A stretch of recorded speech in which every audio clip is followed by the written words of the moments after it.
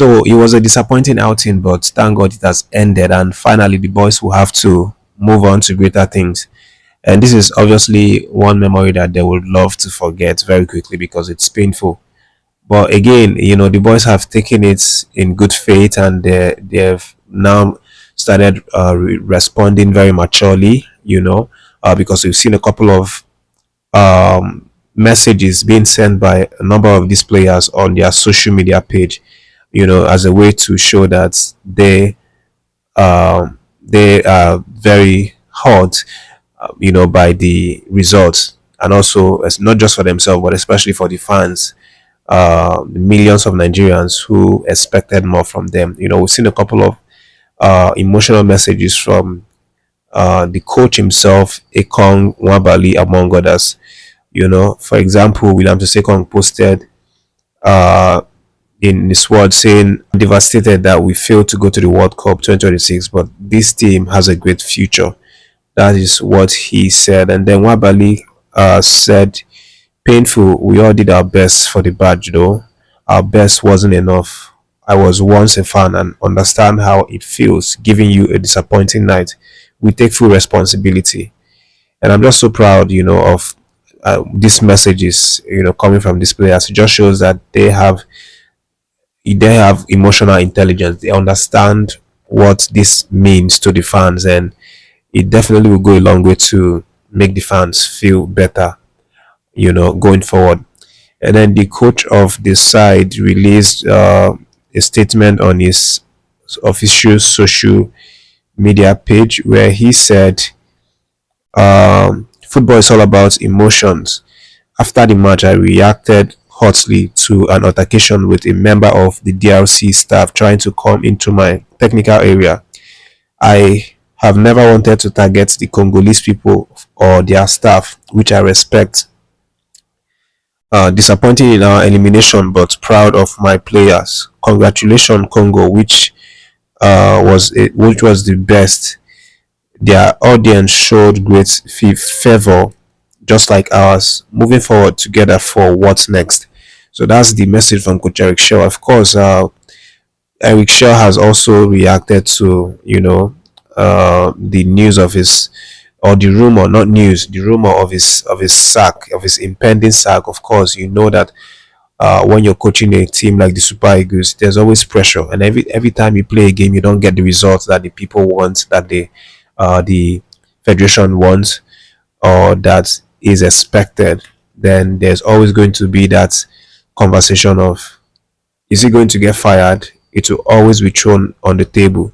So that was obviously thrown on the table, and he was asked that question, by a very, very courageous journalist. And Charles' response was a bit diplomatic, and he says, maybe that journalist should go and ask the NFF, how he has done so far, because from his own side, he says that he has done quite reasonably well for the for himself, because he hasn't lost any game yet, and has cooped in a couple of wins that obviously brought us this far, in the playoffs.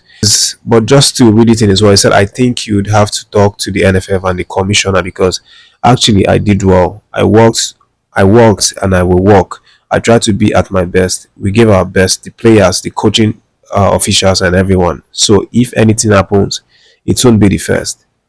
So basically just capping it off with the fact that he is ready for whatever decision that the NFF and the NSC take.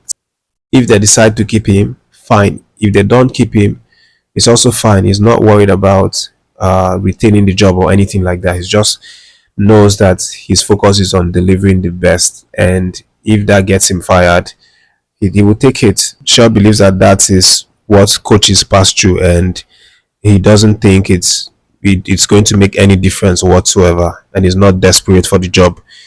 But guys, I just wanted to share with you this very interesting, situation that happened with the Congolese match. I know that the match is all gone and it's in the past now, but actually there was one very crucial moment of the game that I'm sure if you watched the match, it caught your attention, it caught everybody's attention. And it was that moment when, during the final part of the extra time, the Congolese coach opted to make a change, and then he brought in a certain young goalkeeper who goes by the name Timothy Fayulu, in to come and replace Lionel Mpasi Nzao, which is the first choice goalkeeper.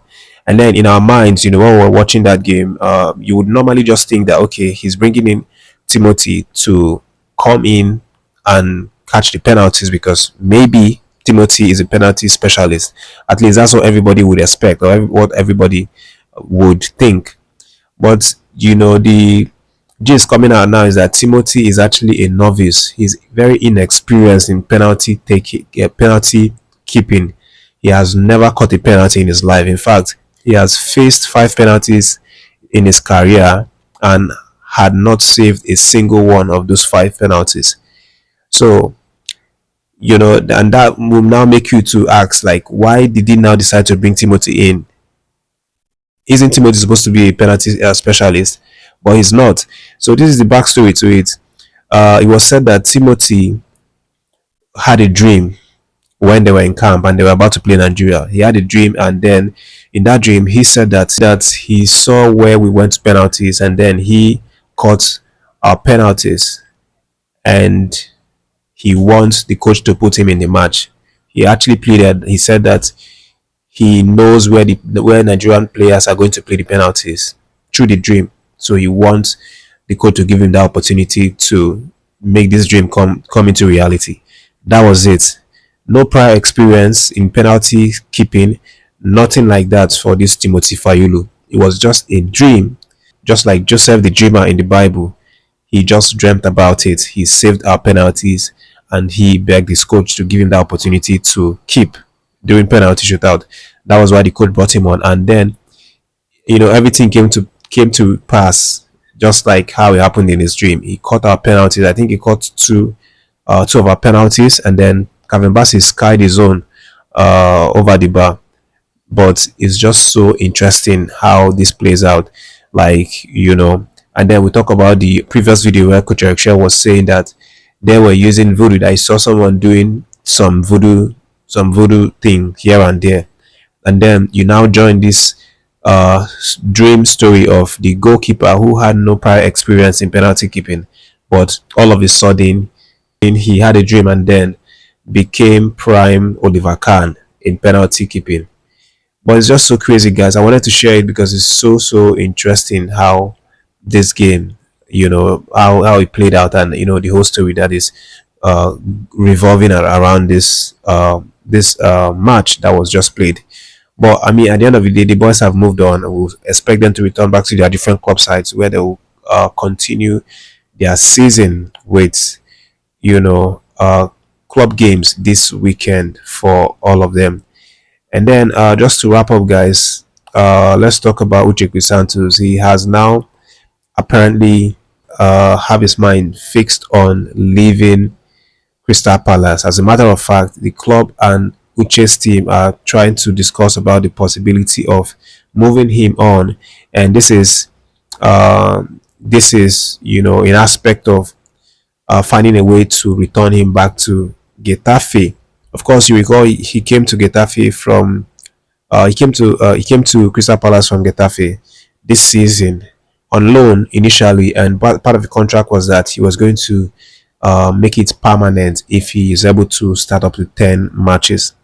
But that hasn't worked for him. I don't know what the problem is because I mean, there's not really been a lot of communication from this Crystal Palace about Uche Santos. One thing we knew then was that okay, it was fitness issue, and then later on, I don't know what happened, what the story was again, and then he was demoted to play in the under 21s. Came back again, sitting in the bench, all those kinds of things. So not, he didn't really blend well. He didn't really have a good start with this team, and I think the coach is not a huge fan of Uche Santos' playing style. I think he doesn't think that Uche can fit his playing style with Crystal Palace. So that's what's happening right now. And this has been revealed by a journalist by the name Alan Nixon, who says that the club are looking to send him back as early as January, if possible. This is the word of the journalist. He said Crystal Palace are ready to let new boy Crisanti Suche go back to Getafe in January. The Nigerian midfielder came on loan with a view to a buy, but has failed to make an impact, and all parties are looking into a get out in the window. He has made a couple of appearances but does not seem to be Oliver Glasner's type, and Eagles will now look for a replacement in that area. End of story. So that's it. We wish the man all the best, and of course, uh, as he continues to play wherever he goes, we wish him all the best, and we hope that he can come good at his club, because that's the only way that he will get called up to play for the Super Eagles of Nigeria.